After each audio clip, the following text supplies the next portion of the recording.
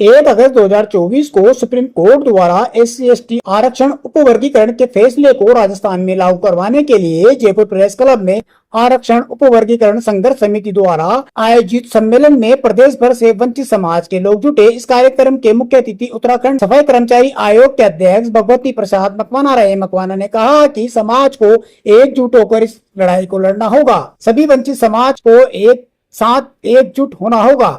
मकवाना ने BSP supremo Mayawati एवं सांसद चंद्रशेखर रावण को आड़े हाथों लेते हुए कहा कि ये दोनों हमारे आरक्षण उपवर्गीकरण का विरोध कर रहे हैं और हमारे समाज के लोग इनके साथ लगे हुए हैं। जो लोग हमारा विरोध कर रहे हैं, हमें भी उनका विरोध करना चाहिए। इस आरक्षण उपवर्गीकरण का वही लोग विरोध कर रहे हैं जो आजादी के बाद से आरक्षण राजनीतिक व सरकारी नौकरियों में लाभ लेते आए हैं। उन्होंने कहा कि नेताओं की चापलूसी करने से अधिकार नहीं मिलते, अधिकारों के लिए लड़ाई लड़नी पड़ती है, अपने ही नेताओं से बात करनी पड़ती है।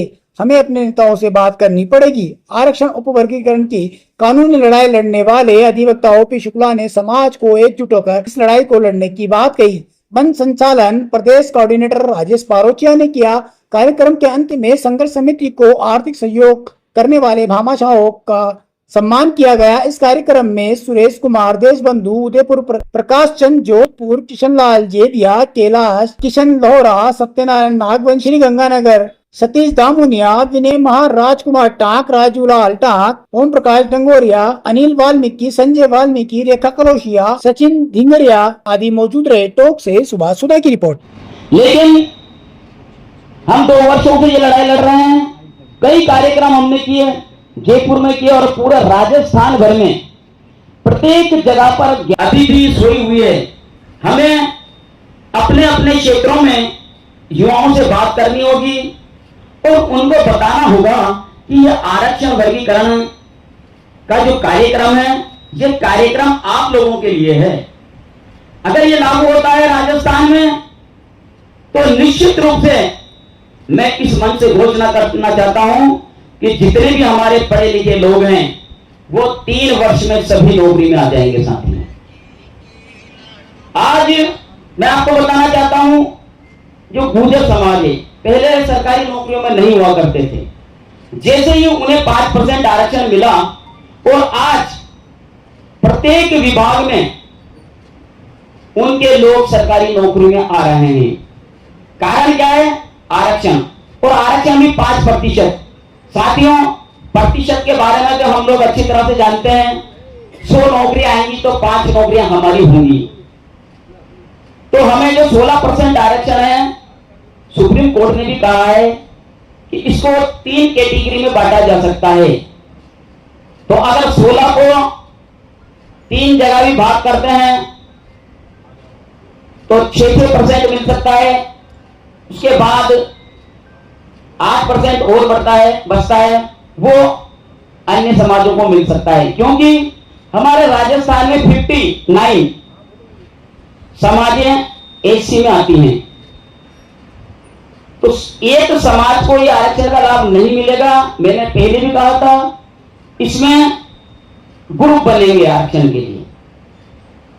एक ग्रुप में 10 जातियां, एक ग्रुप में 15 जातियां, ऐसे कुल मिलाकर हमारी जितनी भी 59 जातियां हैं उनको बांटा जाएगा। अब मैं प्रयास करेंगे तो ये कारवां और आगे बढ़ेगा। हमारे डॉक्टर OP शुक्ला जी बहुत ही परम आदरणीय मेरे लिए पिता समान हैं और उनके संघर्ष को मैंने देखा है। दिल्ली में अनेकों आयोजन उनके द्वारा किए गए हैं, मैं भी उनमें भागीदारी निभाई है और उन्होंने वर्षों तक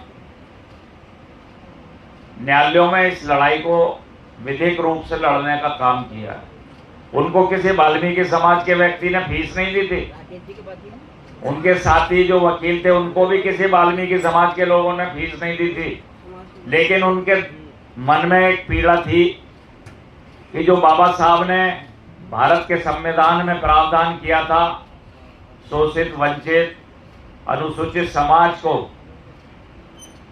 उनके अधिकार, उनका सम्मान, उनके गरिमा को बढ़ाने के लिए आरक्षण की व्यवस्था की थी। उस पर मनन किया कि आजादी के बाद इस आरक्षण का कितना लाभ अनुसूचित समाज को मिला है और अनुसूचित समाज में भी किन जातियों को कितना आरक्षण का लाभ मिला है। ये एक बहुत बड़े अध्ययन का विषय था। ये कोई सामान्य चीज नहीं थी।